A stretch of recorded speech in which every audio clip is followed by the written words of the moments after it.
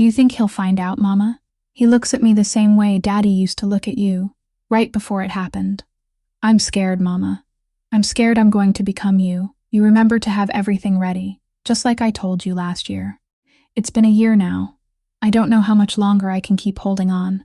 Lower your voice, child. The walls in this house carry farther than you'd ever guess. For nearly a year, that woman had been quietly building herself a way out, a secret account growing thicker by the day, a suitcase never once opened, hidden behind old clothes at the bottom of a closet. And just a few steps away, right outside that half-closed kitchen door, the most powerful man in the city was standing there, a boss. The whole harbor held its breath around, whenever he walked past, silent, saying nothing, listening to every word his wife whispered to her mother. But that man was about to uncover a truth a lifetime of holding power had never taught him.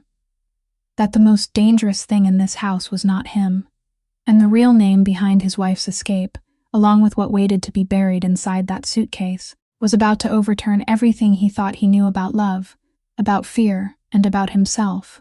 If this story touched something inside you, please leave a like, share it with someone you love, and subscribe to our channel so no healing story ever passes you by. Where house number 4 stood at the far end of the harbor, where sickly yellow light spilled across a concrete floor stained with engine oil, and the smell of the Mississippi River had seeped into every grain of the wooden crates, stacked nearly to the ceiling. It was a night near the end of October, and the wind blowing in from the Gulf was cold and damp, carrying with it the distant cry of a ship's horn, long and mournful, like a lament that refused to end. Inside, 6 men stood in a silent arc, and in the center of them, seated on an overturned wooden chair, was a man named Bernie Doyle, his trembling hand wiping sweat from his forehead, even as the cold slipped through every crack in the doors. Bernie had worked for the organization for 4 years. 4 years was long enough for him to understand that when a man was summoned to warehouse number 4 after midnight, he rarely returned in the way he hoped. The iron door behind them swung open, and no one needed to turn around to know who had just entered, because the room, once filled with the faint sound of breathing, suddenly went still, as though an invisible hand had closed around every noise at once and strangled it into silence. Adrian Vance walked in without haste. He wore a charcoal suit tailored with flawless precision, every seam lying exactly where it should, and the collar of his white shirt was smooth and uncreased. His dark brown hair was brushed neatly back from his face. He wasn't towering or massive in the way some men use their size to intimidate, but the way he moved, slow and certain, made men half a head taller and far broader shift their feet and clear a path for him. His eyes were the gray of river water in winter, and when his gaze passed once across the room, lingering on no one for more than a moment, each man felt as though he had been read all the way to the bottom before he'd had time to hide a single thing. Adrian didn't look at Bernie at first. He walked to the metal table set along one side of the warehouse, pulled out a chair, and sat down with the unhurried ease of a man who possessed all the time in the world. Rourke Callahan, the salt and pepper-haired man standing nearest the door, gave a slight nod, and the 2 men guarding Bernie turned his chair until he was facing the boss. Over years of working beneath Adrian Vance, men like Bernie had learned that the most frightening thing about him wasn't his anger, because he almost never became angry. What frightened them was his composure, the way he could sit in perfect silence across from a man who had betrayed him without so much as a crease appearing between his brows. Adrian slipped a hand into the inner pocket of his jacket, and the entire room tightened like a string drawn past its limit. But what he took out wasn't what anyone had feared. It was an old silver pocket watch, its glass clouded with scratches, its chain darkened by age. A cheap object that looked strangely out of place beside the expensive suit and the bare fingers that wore no rings. He placed it gently on the metal table, and the soft sound of metal touching metal rang with startling clarity through the absolute silence. Then he opened the watch, and the second hand began to move. Bernie looked at the watch, then up at the calm face of his employer, and he understood. A shipment disappeared from last week's route, Adrian said, so quietly that Bernie had to lean forward to hear him. His voice was low and even, never rising, never falling. It was worth what an ordinary family would earn in 3 years. Someone signed for it, then allowed it to vanish somewhere between the harbor and the warehouse. He paused, his eyes still fixed on the ticking watch. I didn't come here to ask who took it, Bernie. I already know. I came to give you exactly as long as it takes this watch to complete 1 full minute, so you can tell me the truth in your own words. Because in this room, there's only one thing I value more than that shipment, and that's whether a man has enough courage not to lie to me a second time. The air inside the warehouse seemed to grow thick and heavy. Bernie opened his mouth, closed it, then opened it again, and at last the confession spilled out in a broken, trembling rush. He spoke of gambling debts, of a promise made by a gang across the river, of how he'd believed that no one would notice if only one shipment went missing. Adrian listened without interrupting him once. When Bernie finished, Adrian reached out and closed the watch at the exact moment the second hand completed its circle, and the small click sounded like a final period at the end of a sentence. He didn't order a punishment. He didn't raise his voice. He didn't strike the table. He simply stood, picked up the watch, polished it with the corner of his handkerchief, and returned it to his pocket. He told Bernie that his gambling debt would be erased that very night, that he would repay the value of the stolen shipment through his labor, and that if he still had enough sense to understand why he remained seated in that chair instead of somewhere else, then this would be the last time the two of them ever needed to meet inside warehouse number 4. Then Adrian turned and walked away, leaving Bernie sitting behind him in stunned silence, unable to understand why this man's mercy made him tremble more violently than any punishment could have. The empire known as Vance Maritime had been built on moments like that. On paper, it was one of the largest shipping companies in the Gulf region, with warehouses stretching along the harbor, fleets of ships bearing the Vance name, and legitimate contracts worth millions of dollars. But beneath that polished surface lay a network the entire city knew about and no one dared name, a system driven by fear rather than theatrical violence, because Adrian Vance had long understood something his father never had. A man who truly possessed power didn't need to shout in order to prove it.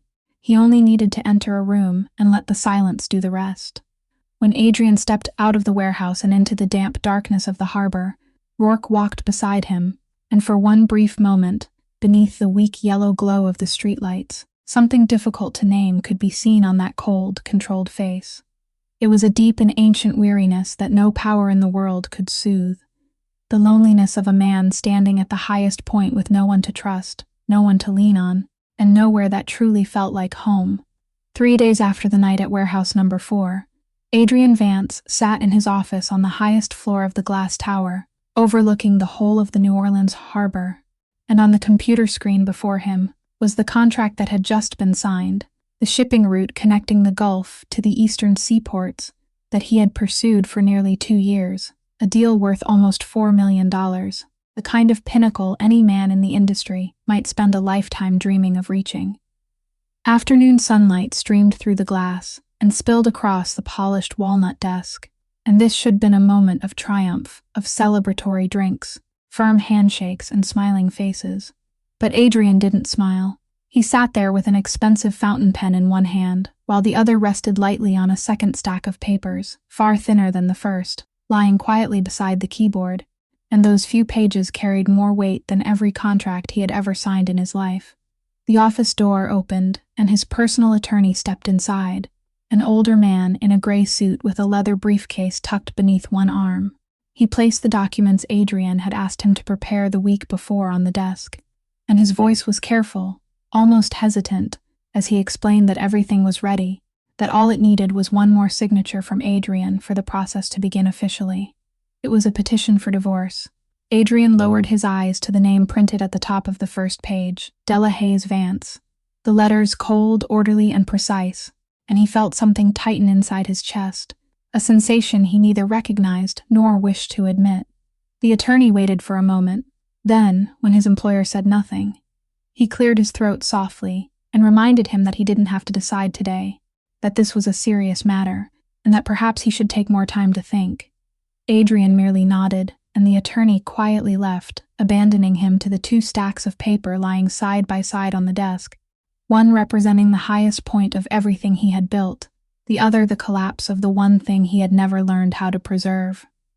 The reason he had called the attorney rested inside the inner pocket of his jacket, a bank statement he had discovered by accident several days earlier, an account he had never known existed, opened nearly a year ago in his wife's name, and beneath it was a balance that had grown a little larger every month, steadily and silently, as though someone had been preparing for a departure whose date had been decided long ago. The irony was so sharp it bordered on cruelty. All his life, Adrian Vance had made his living by uncovering what other people tried to hide. He could recognize a liar from the flicker of an eye. He could trace missing money through 10 layers of false companies and concealed accounts. Yet the secret that had been living inside his own home, beside his own bed, was the one thing he had never seen. He put the statement away, rose from his chair, pulled on his coat, and left the office after the sun had disappeared completely behind the harbor cranes, their black silhouettes cutting into a sky burning red. The black car carried him home to the mansion in the Garden District, an old French-style house with white columns and curling iron balconies, the kind of place that made anyone passing by look up with envy. He opened the heavy wooden door and stepped inside, and the house welcomed him with its familiar silence, a vast and frigid stillness, stretching through rooms with high ceilings, expensive paintings, and thick carpets that swallowed every footstep before it could make a sound. The housekeeper had prepared dinner and left long before. Adrian entered the dining room, where a long wooden table stood with 12 velvet-covered chairs arranged in 2 orderly rows, and he sat alone at the head of it, before a plate of food that had already gone cold, beneath the glow of a crystal chandelier worth more than many people would possess in an entire lifetime. The other 11 chairs were empty, and in that enormous space, the sound of his knife and fork touching the porcelain plate echoed with such loneliness that even he had to stop. The man who made the entire harbor hold its breath when he walked past, the man who owned ships bearing his name and contracts worth millions of dollars, sat alone that night eating dinner in the largest house he had ever seen, and there was no one waiting for him to come home, no child's laughter, no gentle question asking how his day had been. He thought of Della, of Josie, of those rare evenings when this house had once held the sound of living voices, and he realized he couldn't say exactly when those sounds had faded away. When he finished eating, he didn't summon anyone to clear the table. He climbed the stairs alone, and as he did every night, he stopped in the upstairs hallway to switch on the small light at the top of the staircase. The light he had never turned off since moving into this house, a peculiar habit even Della had once questioned, though he had never explained it. He couldn't sleep with a hallway drowned in complete darkness. He never had been able to, not since he was a boy lying awake in the dark, listening to sounds passing through the thin walls of a house very different from this one. That night, Adrian Vance lay in his enormous bedroom staring up at the high ceiling, while the unsigned divorce papers remained inside the pocket of the suit jacket hanging beside the bed, heavy as a question he still wasn't ready to face. The following evening, Adrian came home later than usual, after the city had already settled into the peculiar stillness of the old streets in the Garden District, where warm golden light spilled from the tall windows of French-style houses, and the steady chirping of insects rose from gardens overgrown with climbing vines. He opened the heavy wooden door, stepped inside, and immediately sensed that something in the air was different, an emptiness deeper than the house's familiar silence, as though the building itself were holding its breath, waiting for him to discover something it had already known. In the kitchen, beneath the soft glow of the ceiling light, a plate of food sat neatly on the granite counter, carefully covered with plastic wrap, the dinner Della still left for him on nights when she couldn't stay awake waiting. There was a piece of seared steak with mashed potatoes, the meal he had always liked, now completely cold, with a pale layer of fat congealed across its surface. Beside the plate lay a small piece of paper, and Adrian picked it up with fingers that had suddenly become more careful than necessary. The note was brief and formal in Della's familiar slanting hand. "Staying at my mother's tonight with Josie. Your dinner is on the counter." There was no warmth, no familiar closing, just a stark notification of her temporary absence. He read it once, then a second time, and in that moment something stirred inside him that at first even he couldn't name, a vague sense that something was wrong, like walking into a room and knowing with certainty that someone had moved an object a few inches from where it had been. Then he realized what it was. The lower right corner of the paper was empty. Throughout all their years together, every note Della had ever left him, whether it was a message about dinner, a reminder to buy something, or only a few words wishing him a good day, had carried a tiny dolphin drawn in the bottom corner. Nothing more than a few simple lines, a rounded head and a curved tail, rising as though it were leaping out of the water. The habit had begun with Josie and had gradually become a private language shared by the three of them inside this house. But tonight's note didn't have it. There were only those few dry, functional words standing alone in a field of white, and that empty corner told him more than the text itself ever could. Adrian remained motionless in the kitchen for a long time, the paper resting between his fingers, while the instinct sharpened by a lifetime of uncovering what others tried to conceal began to awaken inside him. It wasn't jealousy, and it wasn't suspicion in the ordinary sense. It was the same instinct that had kept him alive through the most dangerous nights of his life. The cold sensation along his spine when some small, seemingly meaningless detail suddenly revealed that an entire layer of truth lay hidden beneath the surface of the ordinary.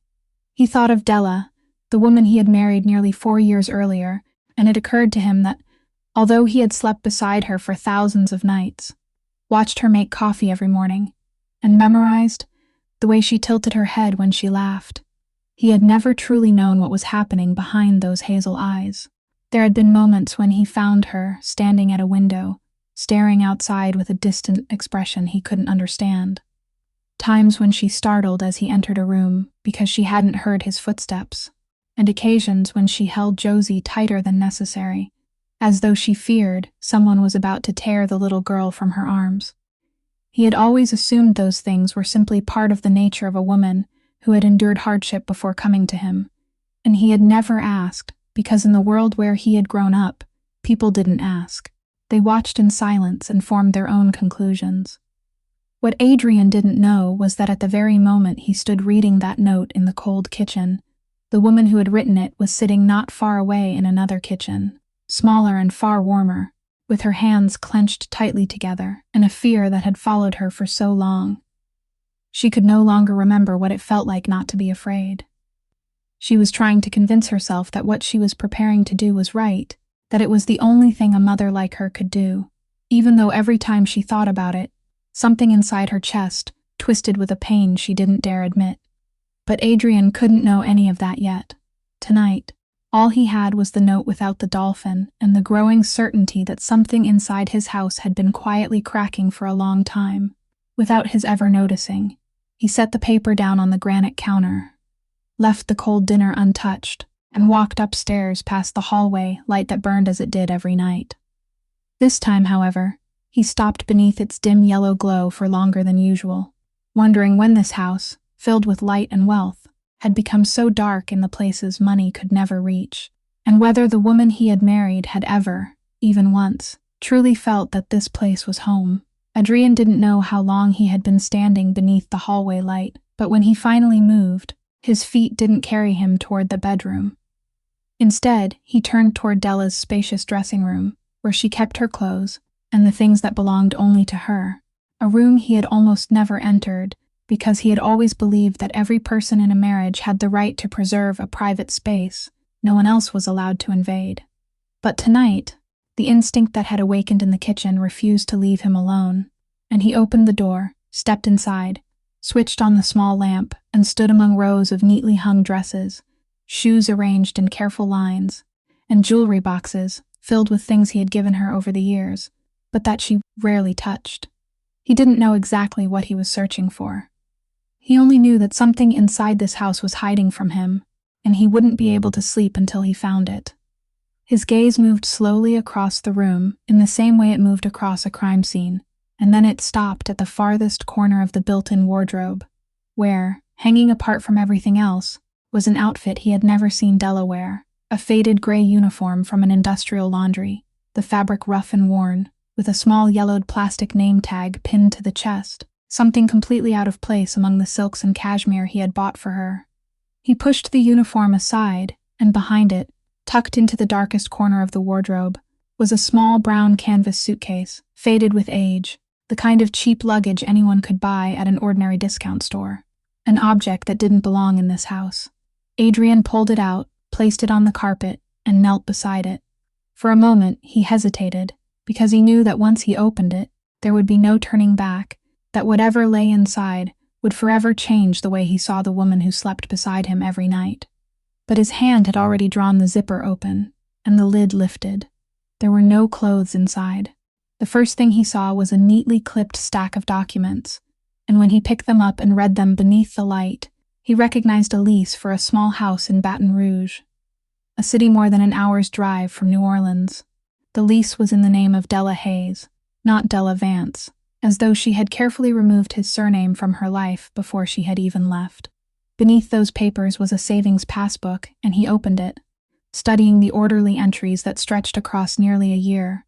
One small deposit made every month, patient and persistent. It was the same account whose trail he had accidentally discovered on the statement, now resting in the pocket of his suit jacket, and here, in his hands, was the proof of it, an entire plan for leaving that had been built quietly, day by day, for months beneath his own roof. But it wasn't the lease or the savings book that tightened his chest. It was another bundle of papers lying at the very bottom of the suitcase, and when he opened it he recognized every page at once, because he was the one who had paid for everything recorded there. They were Josie's hospital bills from years before, enormous charges for the surgery and treatments he had quietly covered in full, receipts he had believed Della had never seen. Mixed among them were statements showing the money he had continued to send each month to Marin, Della's mother, so she could pay for medication, and the bills Della never wanted discussed at the dinner table. They were all the sacrifices he had carried in silence over the years, because he had believed that was what a husband was supposed to do, to give without needing to be seen, to carry the weight without asking for gratitude. Yet Della had preserved every piece of evidence, hiding it inside the suitcase she meant to take with her, and Adrian couldn't understand why. He couldn't understand what she had been thinking, as she gathered the traces of the love he had given her in silence, while preparing to carry them out of his life forever. Throughout the search, as he read and turned over page after page, Adrian's hands remained steady as stone, the composure he had trained into his body so deeply that it could outlast almost anything raging beneath the surface. He placed everything back exactly as he had found it, the bundle of papers at the bottom, the passbook and lease above it, then closed the suitcase, fastened it, and returned it to the dark corner, behind the old uniform, as though no one had ever touched it. Only when everything had been restored, when he rose to his feet in the silent room, did the hands that had remained steady all evening begin to tremble, faintly at first in the tips of his fingers, then spreading through both hands. He had to clench them into fists and draw a long, deep breath before he could regain control. The man who made the entire harbor hold its breath when he passed stood alone in the darkness of his wife's dressing room, and for the first time in many years, he didn't know what he was supposed to do next. Standing in the darkness of the dressing room, with his hands still trembling, Adrian let memory carry him back to the night when everything between him and Della had begun, nearly 4 years earlier, on a bitter winter night when he hadn't yet known that woman existed, hadn't known that his life was about to turn in a direction no amount of power could predicted. At the time, Della Hayes was a young woman working 2 consecutive shifts at an industrial laundry in the lower 9th Ward. Her hands hardened by cleaning chemicals, living in a cramped, damp apartment with her little daughter, Josie, who was just over 2 years old. She had no insurance, no savings, and no one to rely on except an elderly mother, who was every bit as poor as she was. She had grown accustomed to counting every dollar, accustomed to the feeling of always standing on the edge of a precipice, where one small disaster could send both mother and daughter falling. Then that disaster came on a night when Josie's tiny heart, already burdened by a congenital defect Della had always prayed she would outgrow, suddenly began to fail. Della carried her child into the emergency room in the middle of the night, and it became the longest night of her life. Hours spent sitting in a hospital corridor, with both hands clasped tightly together, praying with everything she had left inside her, while the doctors spoke, in terms from which she understood only one thing, that her daughter's little heart needed to be repaired, that she needed surgery, and that the operation would cost a sum so far, beyond the reach of a laundry worker, that it didn't belong even within her dreams. She begged. She promised to make payments for the rest of her life. She dropped to her knees before the admissions desk. But the system ran on numbers, not tears, and they told her that without a deposit, they couldn't proceed. It was in that most desperate moment, when Della felt the ground collapsing beneath her feet, and her only child slipping steadily beyond her reach, that a stranger appeared. Adrian Vance was at the hospital that night for an entirely different reason, and by chance he witnessed the young woman kneeling and pleading for her child's life. He didn't know her. He owed her nothing. In the cold world where he lived, he should walked past without looking back. But there was something in the sight of that woman, in the pure, unguarded despair of a mother about to lose her child, that touched a place deep inside him he hadn't known still existed, a place he had believed had gone numb long ago. He walked to the admissions desk, and with only a few quiet words and a check, he paid the full cost of Josie's surgery. More than that, he made certain the little girl would be cared for by the best doctors available. Della couldn't understand why a stranger would do such a thing, and after her daughter was out of danger, she went to him and asked how she could repay him, ready to do anything, ready to work for as many years as it took. And Adrian, the man the entire city knew of but no one dared name openly, made her a strange offer. He needed a wife, not for love, but as a shield, because in his world, a man with a stable family drew less suspicion and could more easily present himself as a respectable businessman. He proposed a marriage of convenience and laid out the terms with the same cold precision and fairness he brought to every other contract in his life. Once Josie was completely well and every debt between them had been considered repaid, Della would be free to leave, taking her daughter and a financial settlement with her, with no ties and no conditions. Della looked into those cold gray eyes and saw a blunt honesty she couldn't refuse, and she agreed because she was a mother, and a mother had no other choice when her child's life had been placed on the scales.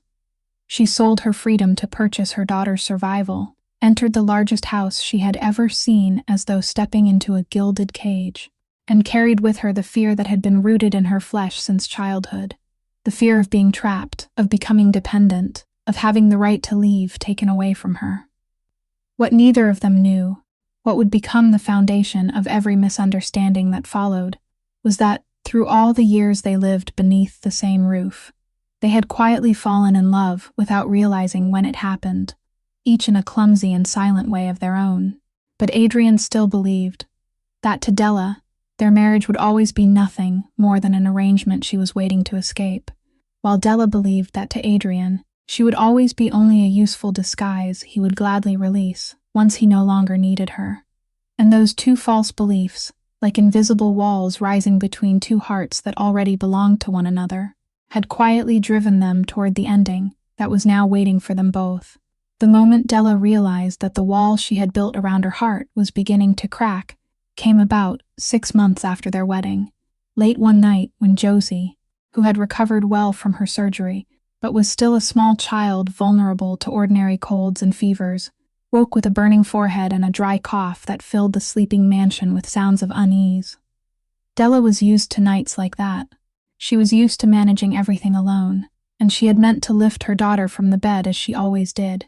But that night she was so exhausted that she fell asleep almost as soon as she lay down. When a mother's instinct startled her awake, the space beside her was empty, and Josie was no longer in the room. Panic drove her to her feet. She followed the light spilling up from downstairs, descended the staircase and reached the kitchen, where she stopped motionless in the doorway, because the sight before her was something she would remember for the rest of her life. Adrian Vance, the man who made the entire harbor hold its breath when he passed, the man who could silence a room full of brutal men with a single look, was standing in the kitchen at 3 o'clock in the morning, with his shirt sleeves rolled to his elbows, his hair tousled instead of brushed neatly back as it usually was, fumbling with such helpless awkwardness over a small saucepan and a carton of milk that the sight was almost painful to watch. Josie sat on the kitchen counter, wrapped in his oversized coat, her cheeks flushed from a mild fever, but her eyes wide with delighted curiosity as she watched him. He was testing the warmth of the milk against his wrist in the way he had clearly seen someone do before, but had never tried himself, frowning with the concentration of a man facing the most difficult negotiation of his life. He got it wrong the first time. The milk was too hot, and he muttered something under his breath before patiently beginning again, blowing across the surface to cool it. When he finally placed the cup of properly warmed milk into the little girl's tiny hands, The coldness in his face softened into a brief smile he didn't even realize he was wearing, a smile Della had never seen during all the months she had lived beside him. Josie drank the milk, then rested her head against his chest, and Adrian, a man who had never held anyone this way in his life, stood rigid for a moment, uncertain what to do with his arms. Then, slowly and awkwardly, he wrapped them around the child and began to rock her with a gentle, instinctive rhythm he hadn't known he possessed. He murmured things to her that Della couldn't hear from the doorway. She saw only his lips moving, and heard his deep voice soften into something so tender that she could barely believe it belonged to the same man. She stood in the darkness of the doorway with one hand pressed to her chest, and she felt something inside her break open, with the faintest sound, a layer of ice, thus she had built around her heart through years of pain, beginning with the first man who had abandoned her, and a childhood that had taught her men were to be guarded against, not trusted. She had entered this marriage convinced that the man before her saw her only as a possession, a convenient disguise, and that she, in return, should treat the arrangement as nothing more than a transaction she would one day leave behind. But as she watched him comfort her child at 3 o'clock in the morning, watched his sincere clumsiness, watched the way he held Josie as though she were the most precious thing in the world, Della knew everything had changed. She could no longer lie to herself. She quietly returned upstairs that night without letting him know she had seen, and she lay awake until morning, frightened by the unfamiliar feeling growing inside her, because to a woman like Della, loving a man wasn't a joy. It was a danger. It meant opening the door wide to the pain she had spent her entire life trying to keep away. What she didn't know, what neither of them dared to say, was that downstairs, after he had put Josie back to sleep, Adrian also sat alone in the dark kitchen for a long time, with a strange feeling stirring inside him, something warm and terrifying in equal measure. He told himself he couldn't allow it to grow, because the woman upstairs was waiting for the day she could leave, and he had no right to keep her. But the love beginning to bloom inside Della had never been strong enough to overcome the fear rooted in her since childhood. And that fear found its chance to rise again late one afternoon many months later, when she accidentally witnessed another side of the man she was slowly coming to love, the side he had always taken great care to keep hidden from the house, from her, and from Josie. That afternoon, she carried a cup of coffee down to Adrian's study, intending to leave it for him and quietly go, but as she approached the partly open door, she heard his voice from inside, and she stopped. It wasn't the deep, warm voice he used when speaking to Josie, nor was it the calm voice he used at dinner. It was something entirely different, so quiet it was almost a whisper, yet so cold that a chill ran down her spine, a voice that never rose and never growled, but whose absolute composure was precisely what made it terrifying. Della drew close to the narrow opening and looked inside, and she saw Adrian standing across from a man she didn't recognize, someone from his world who had made some kind of mistake. And Adrian was speaking to him in words shaped so carefully that each one seemed designed to cut into the most painful place. There was no profanity, no crude gesture of intimidation, only the deadly calm of a man who knew he held all the power and had no need to display it. His face in that moment was completely unfamiliar to her. His gray eyes held no trace of emotion. His jaw was clenched, and that cold, controlled stillness made the man opposite him turn pale and stammer an apology. And in that very moment, something inside Della froze, because that expression, that terrifying and unreadable composure, touched a memory she had buried so deeply that she had believed it forgotten. The memory of another man from long ago, the first man who had ever taught her what fear meant. Her father had once worn that same look. Della had grown up in a small house with walls so thin that every sound passed through them. And from the time she was a child, she had learned to survive by listening. She learned to read her father's mood from nothing more than the sound of his footsteps on the porch, whether they were heavy or light, fast or slow. She learned when to make herself invisible, and when she could finally breathe. Her father wasn't a man who shouted often. The most frightening thing about him was his silence, the way he could sit without speaking, his face terrifyingly calm, while the entire house held its breath, waiting without knowing when the storm would break. And her mother, the woman Della loved more than anyone in the world, had spent her whole life trapped in that state of fear, shrinking a little more with every passing day, until he finally left and abandoned the two of them with nothing. That memory, That fear passed down from one generation to the next like a dark inheritance, now came alive inside Della as she watched Adrian through the opening in the door, and a cold voice whispered in her mind that she had deceived herself, that this man was, in the end, just as dangerous as every other man, and that the tenderness she had witnessed at 3 o'clock in the morning was only a mask that would one day fall away. The tragedy, the thing Della herself couldn't recognize through her fear, was that she wasn't frightened by anything Adrian had ever done to her. In all the years they had lived together, he had never once raised his voice at her, never once made her or Josie feel threatened, and never once crossed the boundary he had drawn for himself.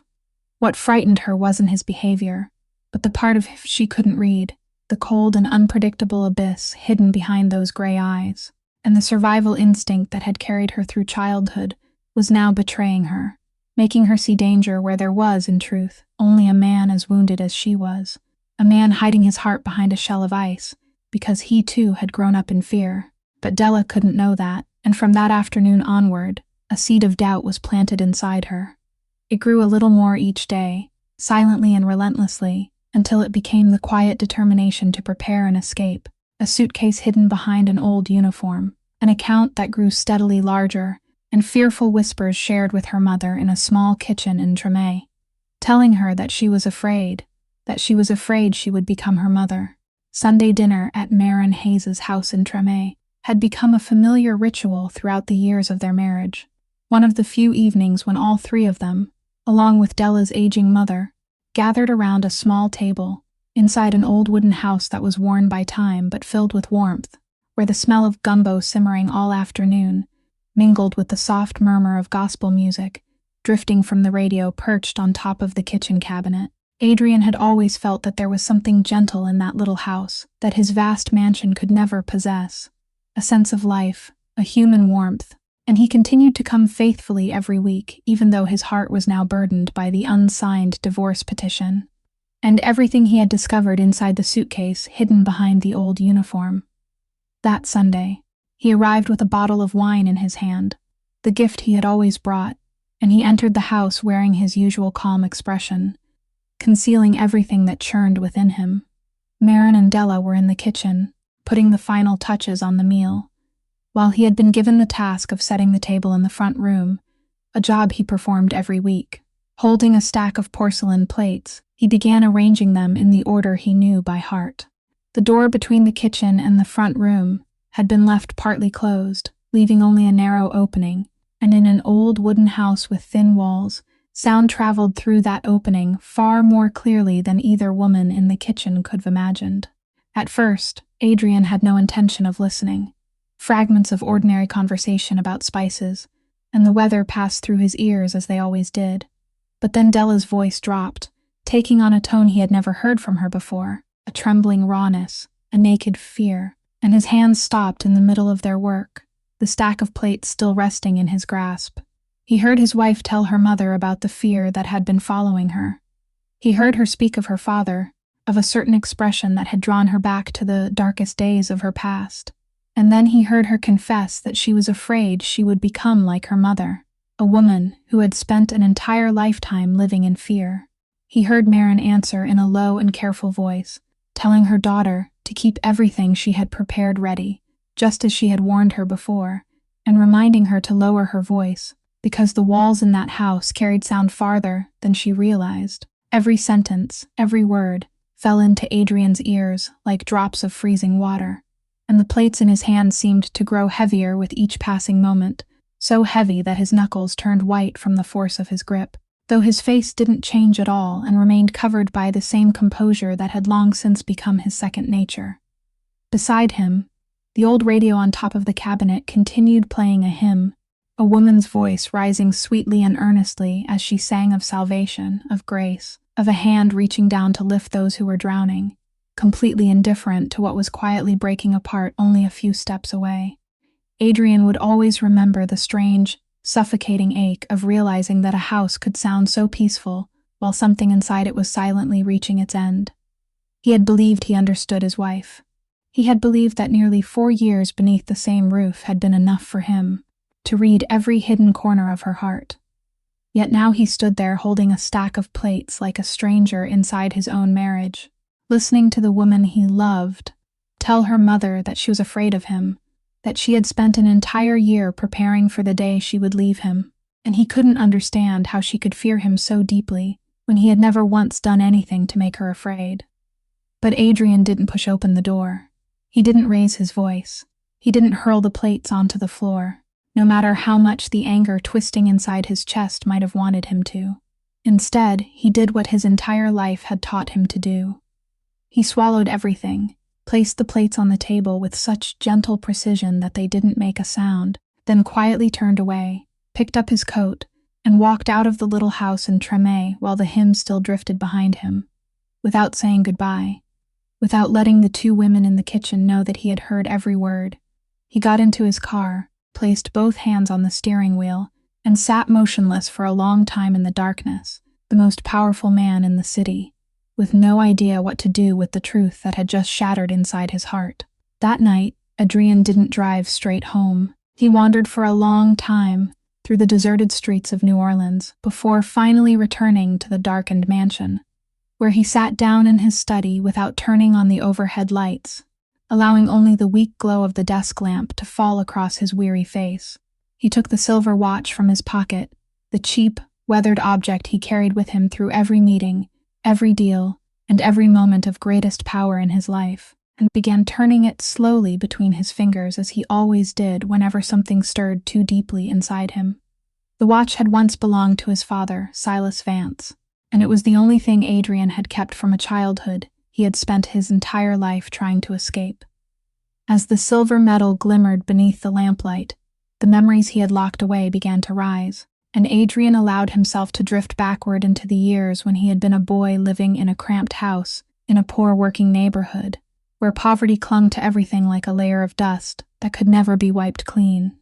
His father, Silas, was a man who survived on uncertain manual labor, a man who always believed life had treated him unfairly, and he carried all that bitterness home, pouring it onto his gentle wife through the twisted kind of power that a man who feels powerless in the outside world often tries to assert within the walls of his own family. Silas wasn't a man who shouted often, and that was precisely what made him so frightening, because he controlled everything through heavy silence, cold looks, and the way he held every dollar in the house and forced his wife to beg for even the smallest expense, leaving her without the slightest measure of freedom or dignity. Adrian's mother was a gentle woman, and he could still remember with painful clarity how she seemed to grow smaller with every passing year, how the light in her eyes slowly faded until nothing remained but empty resignation. How many times she had wanted to leave, but couldn't because she had no money, nowhere to go, and nothing in her hands except a young son and a fear that had eaten away every trace of her will to resist. She died when Adrian was 15, not because some sudden tragedy struck her down, but because of a slow withering that had stretched across years, the death of a heart exhausted from beating inside a cage. It had never been allowed to escape. And beside his mother's coffin, 15-year-old Adrian made two promises to himself that he would carry for the rest of his life. He would never be poor like his father. He would never allow himself to become so powerless that he had to submit to anyone. And he would never, not even once, beg anything from anyone.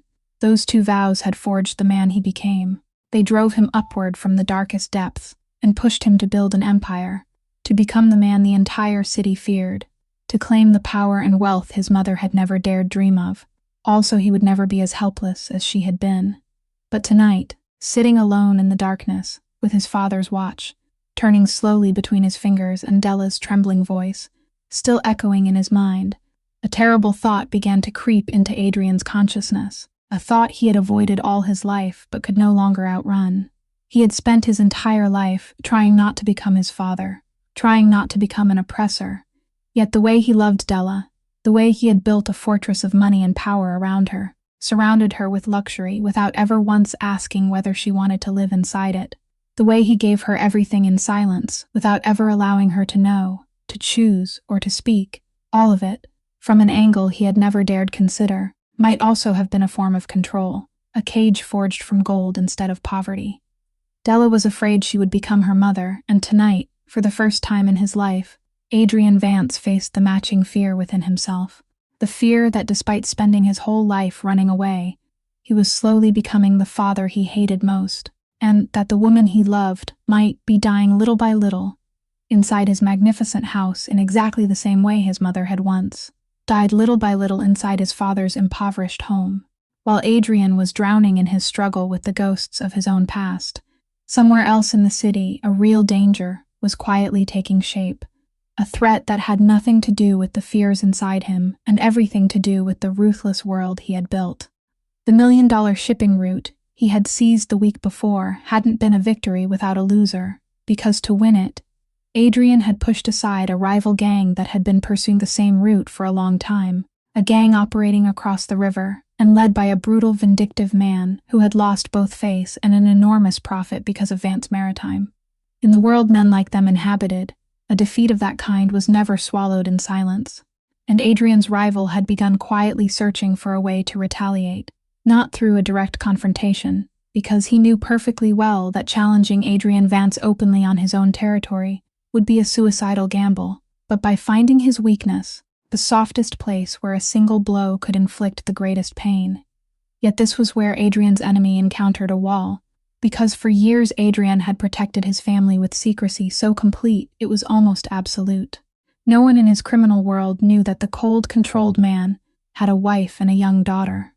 No one knew about the little house in Tremé or the Sunday dinners, because he had carefully separated his two lives, keeping Della and Josie beyond the reach of every danger, and believing that was the only way to protect them. Because of that secrecy, no matter how thoroughly his enemy searched, he couldn't uncover that hidden weakness on his own, and a cold truth slowly began to emerge. If someone knew Adrian Vance's most closely guarded secret, then that person could only have come from inside, from the innermost circle surrounding him. Somewhere within his organization, there was a traitor, someone who had sold the most valuable information of all, and if Adrian had known it then, the thought might have wounded him even more deeply than the truth inside Della's suitcase. The signs began to appear subtly, small details that only a man as observant as Rourke Callahan could have noticed, a few strange telephone calls, a handful of men lingering near places where they had no reason to be, a vague but persistent sense that someone was watching the organization's movements.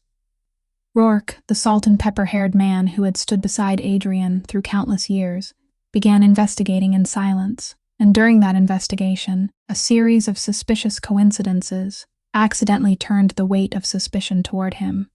There were times when he appeared in places where he shouldn't have been, information that seemingly only he could access, and meetings he failed to explain clearly.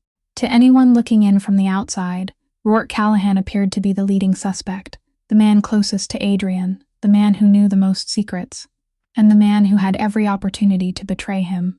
Rourke himself seemed to sense the suspicion gathering around him, and became quieter and more guarded than usual, which only made everything look more incriminating. But while suspicion and investigation unfolded silently in the darkness of the underworld, there was one thing none of them, not even Adrian, fully understood in all its urgency. The dangerous circle was tightening with every passing moment around a woman who had no idea it existed. Della continued with her ordinary life, still taking Josie where she needed to go, still visiting her mother's house in Tremé, still quietly nurturing her plan to leave, never once realizing that the invisible movements of a world she had always tried to avoid were now slowly extending their cold reach toward her. The underworld Adrian had built with the unshakable conviction that it would protect the people he loved was now, through the hand of a hidden traitor, becoming the very thing that made them targets. And that bitter irony, that cruel contradiction in which the power created to shelter them was becoming the source of their danger, would soon be exposed on a rainy night none of them could foreseen. The night when everything finally broke open came on a Friday evening beneath a relentless downpour, when the first heavy rains of the Gulf season poured over New Orleans in dense curtains of water, turning the streets into narrow rivers and blurring the streetlights into smeared halos across the windshield. That afternoon, Della had taken Josie to stay with her grandmother Marin in Tremé, as the little girl often loved spending weekends there, listening to stories and eating the cakes her grandmother baked, and that meant Josie was in the safest place she could possibly be, warm and peaceful inside Marin's small house, completely removed from what was about to happen. Della drove alone along the deserted road, leading back toward the garden district, both hands gripping the steering wheel, her eyes straining through the rain, her mind weighed down by thoughts of the plan she still hadn't found the courage to carry out, of the suitcase waiting behind the old uniform, and of the man she feared yet couldn't stop thinking about. She didn't notice the dark vehicle that had been following her since she left Tremé, keeping just enough distance to remain hidden behind the heavy rain.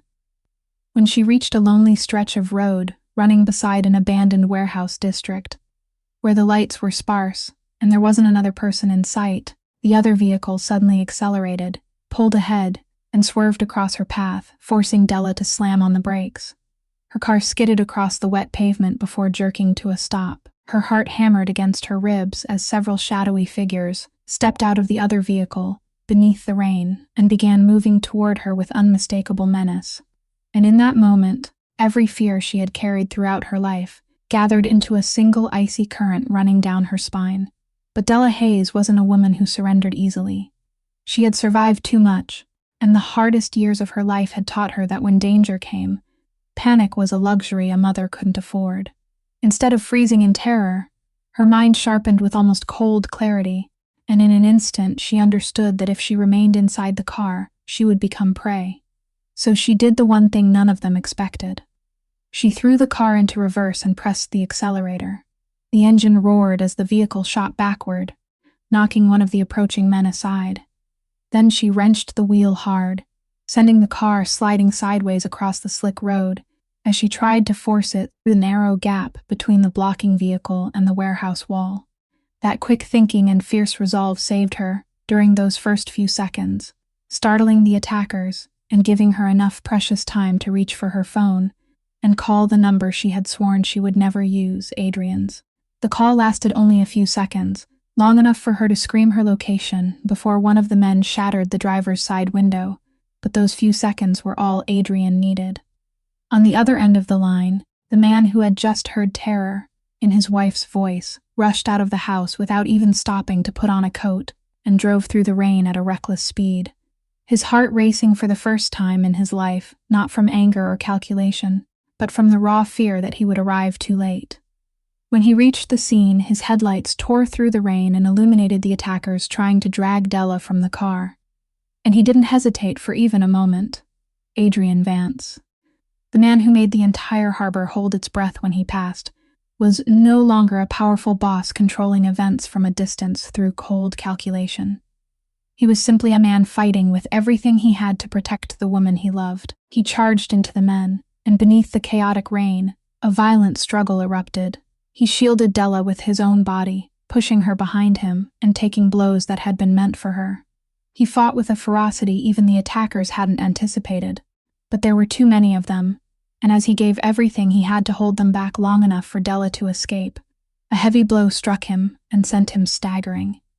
The world tilted before his eyes and began to darken, the last thing he felt before collapsing onto the cold, rain-soaked pavement, as police sirens began wailing in the distance and scattered the men into the night, was Della's hand clutching at him, her voice calling his name through rain and tears, and the faint but strangely comforting thought that at least, this time, he had made it in time. Adrian woke in a hospital room filled with soft white light and the familiar smell of antiseptic, his body aching and heavy, one side of his head wrapped in bandages and his arm throbbing with pain. But the first thing he felt when he opened his eyes wasn't the pain. It was a hand holding his tightly, warm and trembling, and when he turned his head with difficulty, he saw Della sitting there at the edge of the bed, her eyes swollen and red from staying awake and crying through the night, her hair still tangled and damp, and the clothes she wore, still the same ones soaked by the rain the night before, as though she hadn't left his side for even a minute. In that hazy moment between waking and sleep, before his mind could rebuild its usual walls of defense, the first thing he thought, with a kind of astonishment that was almost painful, was that she was still here. The woman who had spent an entire year preparing for the day she would leave him, the woman who had hidden a suitcase behind an old uniform and counted every dollar toward an escape, had been given the perfect chance to disappear from his life forever, and yet she was still sitting beside him, holding his hand, going nowhere. The contradiction caused something inside his chest to crack open, and for the first time in many years, Adrian Vance no longer had the strength to conceal his weakness, no longer had the strength to maintain the composure that had become the armor of his life. He lay there exposed in his vulnerability in a way no one had ever seen. The man the entire city feared now nothing more than an injured human being in a hospital bed, allowing the woman he loved to see him bleed. Both literally and in the deeper sense he had never allowed anyone to touch.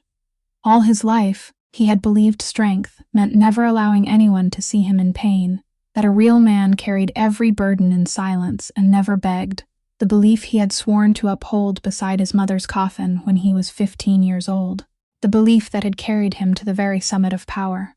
But tonight, lying there with Della's hand in his, he began to understand dimly that perhaps the armor itself, the silence he had always mistaken for strength, was what had driven this woman away from him, what had made her afraid of a man she had never been permitted to see completely, what had built a wall between them that no amount of power could break down. Della leaned closer, and in a choked voice, she asked why he had rushed into that danger, why he had shielded her with his own body, and in her eyes he saw confusion, pain, and a question far greater than the words she had spoken. The question of why he would be willing to risk his life for her, if she was only a disguise to him, only part of an arrangement. Adrian couldn't answer at once, because the truth required him to break a silence he had guarded his entire life, and he wasn't ready, wasn't brave enough, even now. He only tightened his hand gently around hers and whispered that he was sorry, 2 simple words she had never heard him say before. And within those 2 words lay more than everything he could have expressed aloud. Della remained beside his hospital bed throughout the days that followed, not out of duty, not because of their agreement, but because of something inside her, something she had tried to deny for so long, that would no longer allow her to leave. She sat there and fed him 1 spoonful of porridge at a time while his arm was still weak, read pieces of the newspaper aloud to him, and told him about Josie. In those quiet moments, 2 people accustomed to hiding their hearts behind walls began, slowly and hesitantly, to let each other see the hidden places they had never dared reveal. But even within that fragile and unfamiliar closeness, there were still truths left unspoken, secrets still resting in the dark. The suitcase behind the old uniform, the hidden traitor whose identity remained unknown, and the true name behind Della's escape, something even she didn't yet fully understand. All of it was still waiting to be brought into the light, and the road ahead of them, though it had opened to reveal a faint glimmer of hope, remained long and filled with turns neither of them could foresee. On the 3rd day of Adrian's hospital stay, when his condition had improved and the room had become quiet and orderly, the heavy bandages had been replaced with small, neatly arranged dressings, and he was able to sit propped against the pillows and carry on a conversation. Della decided to bring Josie to see him, because the little girl had been asking about Uncle Vance for days, and nothing could stop a child when she missed someone she loved. Marin brought her to the hospital, and Della carefully prepared her beforehand, explaining in the gentlest words she could find that Uncle Vance was only a little tired and needed to rest, that she had to be very good and very gentle, so that the first thing the child saw wouldn't seem frightening, but would simply be someone dear to her resting in a bed. The hospital room door opened a little, and Josie, wearing the bright yellow dress she loved most, crept inside on tiny, cautious steps, both hands clutching a sheet of paper behind her back as though she were guarding an enormously important treasure. Her wide eyes moved around the unfamiliar room until they found Adrian's familiar face, and then her entire expression lit up with a smile so radiant that the room itself seemed to grow warmer. She hurried to the bedside, and Della helped her climb onto the chair beside it. Then, with all the solemn importance of a child of 6 carrying out a sacred mission, she brought the paper from behind her back and carefully spread it across the white blanket covering Adrian. It was a drawing, made with crayons and all the endearing clumsiness of a child's hand. Against the white page was a blue dolphin leaping above crooked lines of water, its round head and curved tail looking exactly like the tiny dolphin her mother always drew in the corner of her notes. Beside it stood 3 figures holding hands beneath a brilliant yellow sun, whose rays stretched outward in every direction. Josie pointed to the picture and told him in her clear, innocent voice that she had drawn the dolphin, so Uncle Vance would get well soon.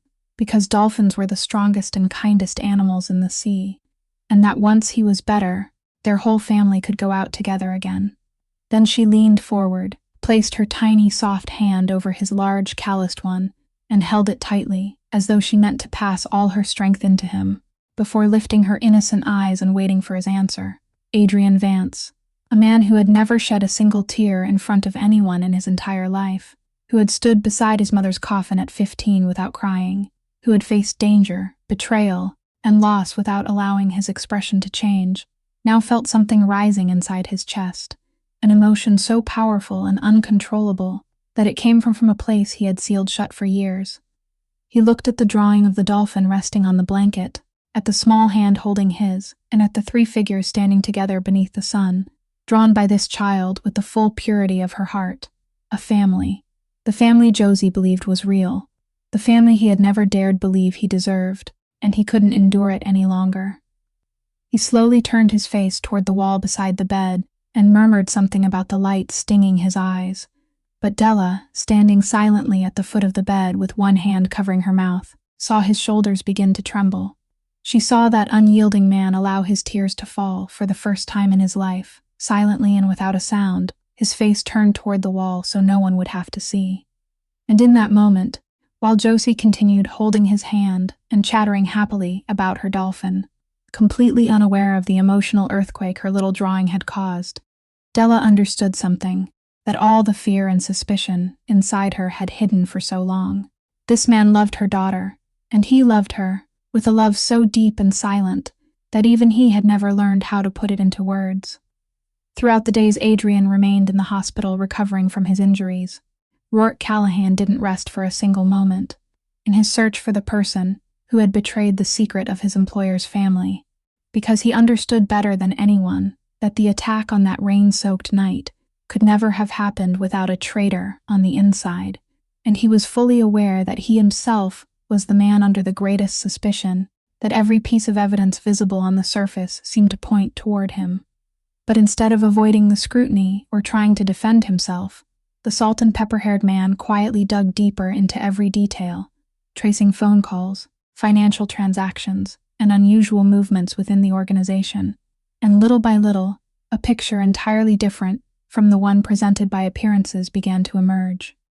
The coincidences that had seemed to condemn Rourke turned out to have been carefully arranged to frame him, traces deliberately planted to lead the investigation astray. And when Rourke followed the trail back to the true source of the leak, he uncovered a truth that left even him stunned.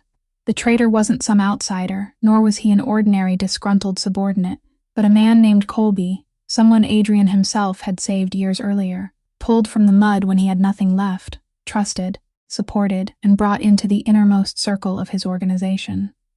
When Adrian left the hospital and listened as Rourke laid out the entire truth, he sat in silence for a long time, because of all the wounds life could inflict. Betrayal by a man whose life one had once saved was perhaps the most bitter. He summoned Colby, not to some dark warehouse, but to his own office high above the city, and the confrontation between the two men held no shouting and no violence, only a silence stretched so tight it was almost impossible to breathe. Adrian sat behind the walnut desk and placed each piece of evidence before him, one at a time, slowly and calmly, allowing the traitor to see for himself that everything had been exposed, that no lie remained capable of saving him. Once Colby realized he had been completely uncovered, he could no longer maintain his composure, and in his desperation, everything he had kept buried inside came spilling out, and the reason behind his betrayal chilled Adrian more deeply than the betrayal itself. Colby said he had followed Adrian since the days when he had been a cold and ruthless wolf who feared nothing, that he had worshipped that unyielding man. But after Adrian gained a wife and a child, he changed, softened, became distracted and weak in Colby's eyes, and Colby couldn't bear watching the man he had once admired become concerned with family dinners and handwritten notes decorated with tiny dolphins. In his twisted mind, he had convinced himself that he was doing the right thing, that by striking at Adrian's new weakness, he would either remove it and restore the wolf the organization had once known, or take the position he believed Adrian was no longer worthy to hold.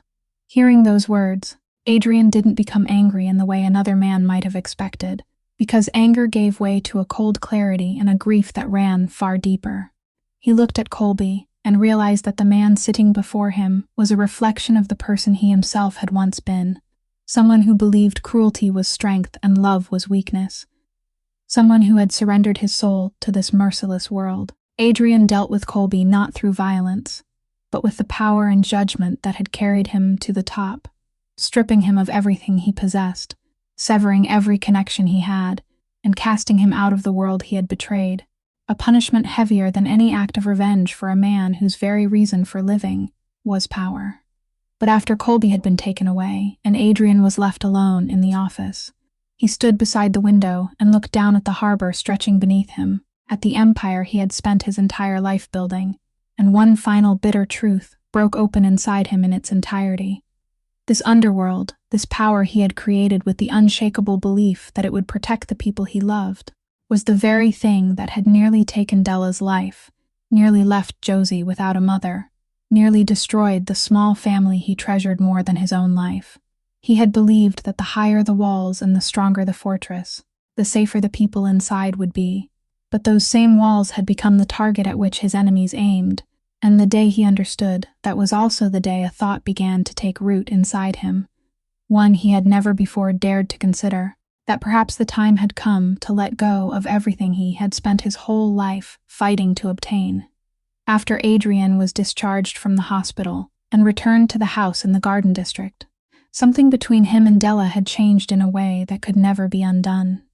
A door had opened, and neither of them wanted to close it again, but they both understood that affection alone wouldn't be enough to mend the cracks that had quietly existed between them for so many years, cracks so deep that healing them lay beyond what either of them could accomplish alone.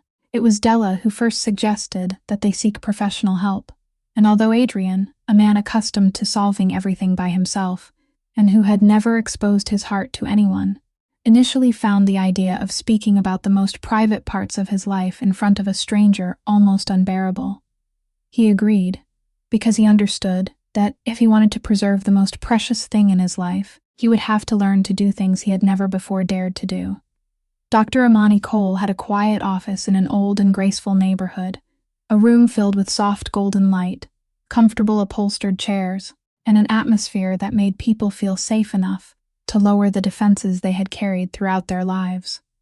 She was a calm woman with understanding eyes, and she never hurried them or forced anything from them. She simply created a gentle space where two people who were accustomed to hiding their hearts could slowly begin to speak the things they had never spoken aloud. During the first sessions, the atmosphere remained awkward and guarded, their answers brief and cautious, but Dr. Cole was patient, and gradually, like ice slowly melting beneath steady warmth, the confessions began to come. It was during one of those sessions, while the golden light fell gently around them, and the silence had lasted long enough to feel safe, that Della finally spoke the truth that had weighed on her heart for so long. She said that she had entered the marriage firmly believing it was nothing more than an arrangement, that to Adrian she would always be only a convenient disguise he would willingly release one day, and because she believed that, she had lived with the constant expectation that she would eventually be abandoned. She had quietly prepared a way to leave before she could be sent away, because she would rather choose to walk out than endure once again the pain of being discarded as she had in the past. She admitted that her plan to leave him hadn't been born from hatred, but from fear, from the belief that she wasn't loved and never would be, that she was merely waiting for the ending she had convinced herself was unavoidable. As Adrian listened, he sat in stunned silence, and shock spread across his face as he suddenly understood that for all those years, they had lived beside one another in two parallel worlds shaped by the same misunderstanding. Each had believed the other didn't love them. Each had hidden their heart out of fear of being hurt. And those two false beliefs had raised a wall between them that neither had dared to break. Then, beneath the soft light of that room, Adrian Vance did the hardest thing he had ever done, harder than building an empire, harder than facing an enemy. He opened his heart.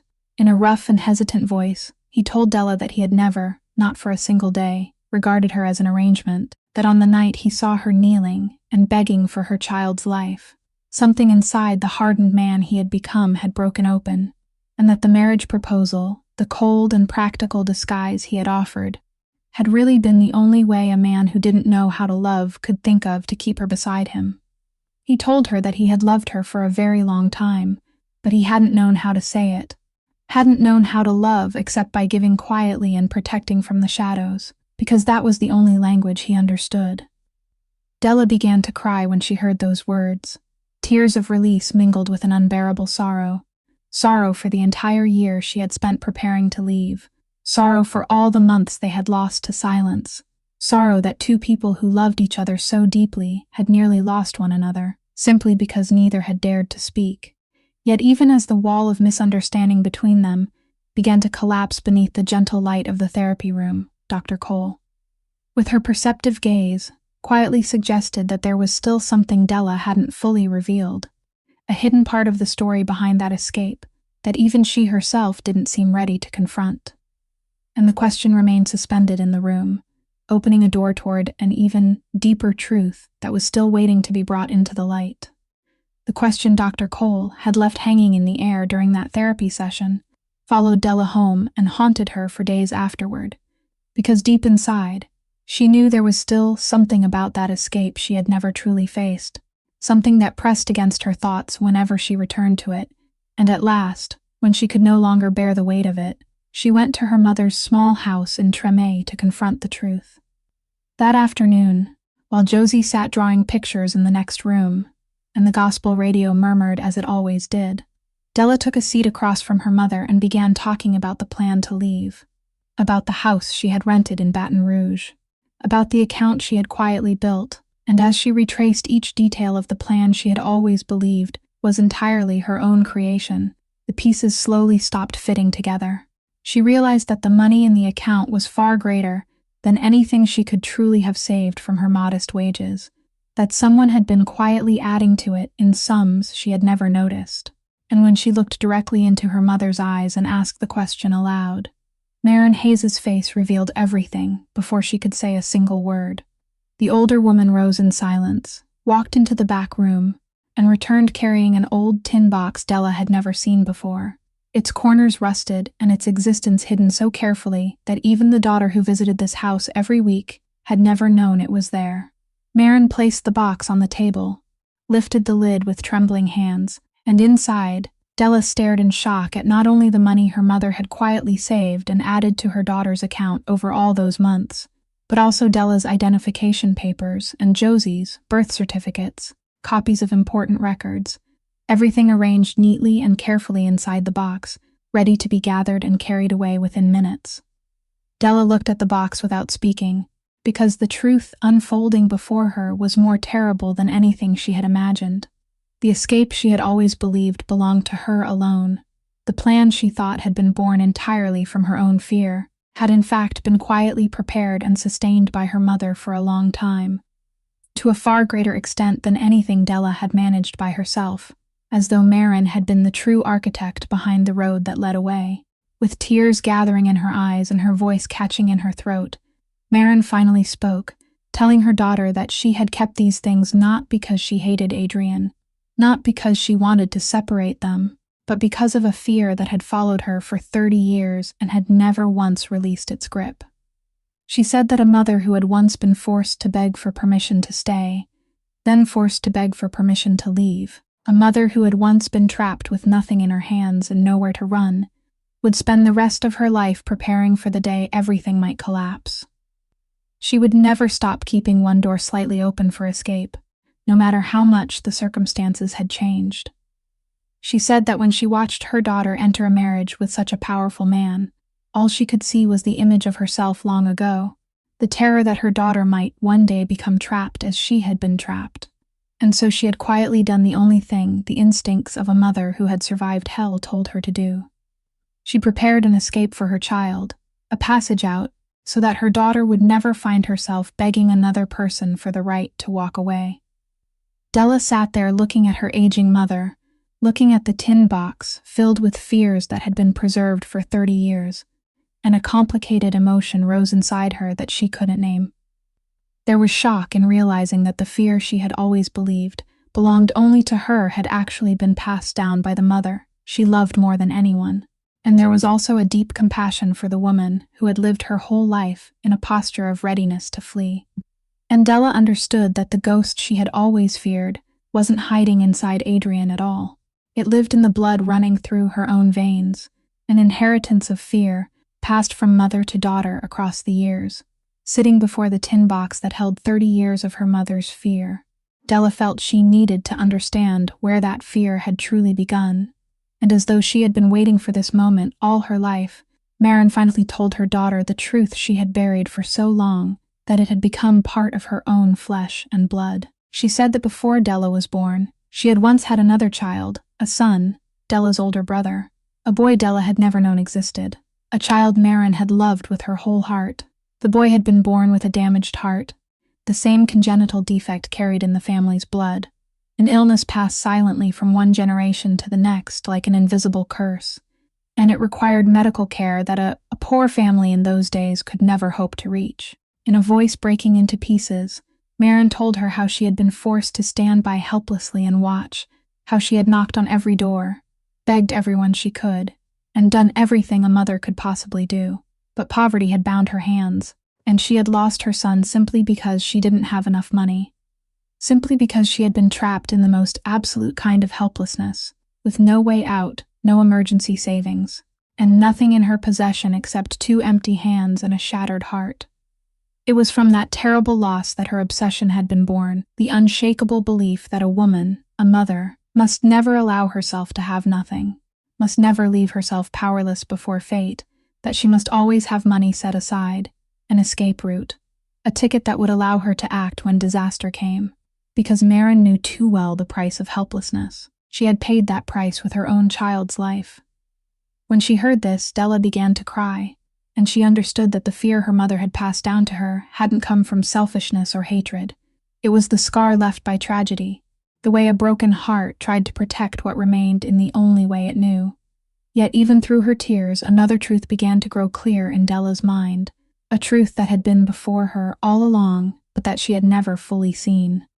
The illness that had taken her brother's life, the inherited curse flowing through the blood of their family, was the same illness that had threatened Josie's little heart on that fateful night years before, the night Della had fallen to her knees and begged in despair. But this time, the story hadn't ended the way it had ended for her brother. A man had stepped forward, a stranger who owed her nothing, and he hadn't merely paid for the operation that night and then walked away. As Della went through the documents and fitted every piece together, she finally understood that for the 2 full years that followed, Adrian had quietly paid for every part of Josie's treatment, every follow-up examination, every expensive medication, every appointment with the finest specialists, everything necessary to make certain the child's heart healed completely, and that she would grow up strong and healthy. And he had done all of it in absolute silence, never mentioning it once, never allowing Della to know. The man she had feared, the man she had packed an entire suitcase to escape, was the very person who had quietly accomplished what no one in her family had managed across generations. He had broken the curse that had taken her brother's life. He had saved her daughter from that same tragic fate. Della sat there between the mother who was weeping for the son she had lost 30 years earlier, and the papers proving the silent love of the husband she had nearly abandoned, and she felt as though her heart were being torn in 2 by 2 overwhelming currents of emotion. On one side was the unbearable pain of realizing how deeply she had misunderstood him, and how close she had come to throwing away a love of such extraordinary depth.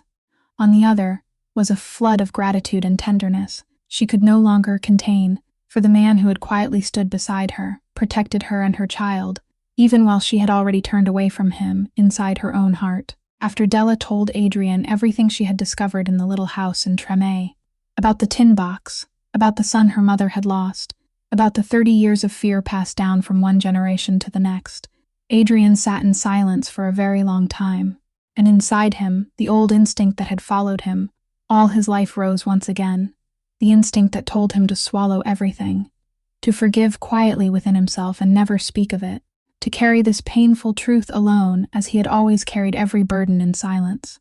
But this time, he stopped, because through everything that had happened, he had learned that it was precisely that silence, that habit of suffering alone and never speaking, that had nearly destroyed everything, that had become the invisible wall pushing the people he loved away from him. And so, instead of doing what his entire life had taught him to do, Adrian chose the opposite.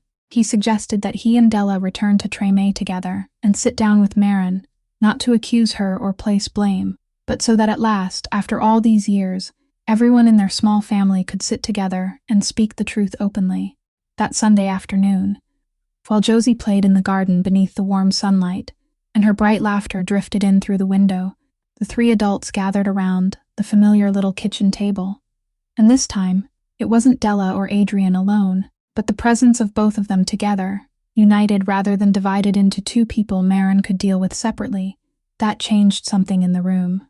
Adrian looked directly into his mother-in-law's eyes, and in a calm but sincere voice, he told her that he understood, that he knew where her fear came from, that he didn't resent her for wanting to protect her daughter, because he too had grown up in a house where he learned what helplessness meant, and he too carried the ghosts of a past he had spent his whole life trying to escape. Then he gently asked the question no one in that family had ever dared to ask. If she had seen with her own eyes that he was willing to risk his life to protect Della and Josie, if she had seen how deeply her daughter was loved and sheltered, then why was she still unable to let go of that escape? Why did she continue to keep the tin box with the papers ready for departure? And for the first time in 30 years, Marin Hayes couldn't find a reason to offer, couldn't find another excuse to hide behind. The older woman sat there with her trembling hands resting on the table, and at last she admitted the truth she herself had only just found the courage to face. She had kept the escape not because she truly distrusted Adrian, but because letting it go would mean admitting that the fear which had shaped her entire identity for 30 years was no longer necessary, and that, in a strange and painful way, frightened her more than the fear itself. She said the box, the escape, had become such a part of who she was that she no longer knew who she would be without it, that she had held on to it as a kind of insurance, not against Adrian, but against her own healing, because allowing the wound to close would also mean surrendering the identity she had clung to all her life, the identity of a woman always prepared to run. Hearing those words, both Della and Adrian fell silent, because in the older woman's confession, each of them saw a part of themselves. Della saw the fear of becoming her mother that she had carried for so long, while Adrian saw the ghost of the father he had spent his whole life trying to outrun. And in that moment, all three of them understood that they were prisoners of the same thing, of inherited fears, of unhealed wounds passed from one generation to the next, and that the only way to break the cycle wasn't to run or prepare for the day everything collapsed, but to have the courage to remain together, to speak the truth, and to believe that this time things could be different. That spring came to New Orleans carrying a gentler kind of light, and in the small garden behind the house in Treme, on a Sunday afternoon when the whole family had gathered together, Adrian Vance knelt down until he was level with Josie, who had grown a little taller and was now healthy, with rosy cheeks. And he opened his palm to reveal the old silver watch he had carried with him all his life. That small object, once placed on metal tables in dark warehouses to measure the fear of the men beneath him, once a symbol of the cold power and unforgiving calculation of a crime boss, was now gently placed into the tiny hands of a child, and he told her in a warm voice that the watch had once belonged to a man who had never learned how to love, and that he wanted to give it to her so that from now on, it would no longer measure fear, but would remind her that time was meant to be spent with the people we love. Josie took the watch, pressed it to her chest, and looked up at him with the bright, innocent smile that could chase away every shadow, and in that moment, Adrian felt something inside him finally settle. A burden he had carried since he was 15 at last being laid down. The empire he had once spent his entire life building had gradually been cleansed and transformed into something else. The ships bearing his name now carried only what could travel openly beneath the sun, because he had come to understand that the only power truly worth having wasn't the power to make others afraid. Marin, sitting in a chair on the porch and looking out over the garden, had torn up the lease for the distant house with her own hands and put the tin box away forever. And for the first time in 30 years, her face held the peace of a woman who no longer needed to remain ready to run. And Della, The woman who had once hidden a suitcase behind an old uniform now stood at the doorway, looking out over the sunlit yard where her husband and daughter were together, and in her hands were the papers for a small laundry she had just opened. Not something someone had quietly handed to her, but something built by her own calloused hands, a place that belonged to her, proof that she remained in this home, not because she was trapped, but because she was free to choose to stay. Their story reminds us that sometimes the most dangerous thing beneath a roof isn't a person, but the silent fears passed from one generation to the next, the unhealed wounds we unknowingly hand down to the people we love most. And that true love isn't about building walls around someone in the name of protection. It is about having enough courage to speak the truth, to allow the person we love to see us completely, and to give them the freedom to stay because they want to, not because they have nowhere else to go. A person's greatest strength doesn't lie in carrying everything alone and in silence. It lies in having the courage to open the heart, to forgive, and to begin healing. If this story has touched something in your heart, please leave a like, share it with someone you love, and subscribe to our channel so you can hear more meaningful and compelling stories every day. We would truly love to know how this story made you feel, what moved you, or gave you something to think about. So please don't hesitate to leave a comment and share the emotions that came from deep within your heart, because every word you share is a precious source of encouragement to us. We wish everyone listening to this story abundant health, a joyful and peaceful life, and days filled with love beside the people who matter most. Goodbye for now, and we look forward to seeing you again in the stories to come.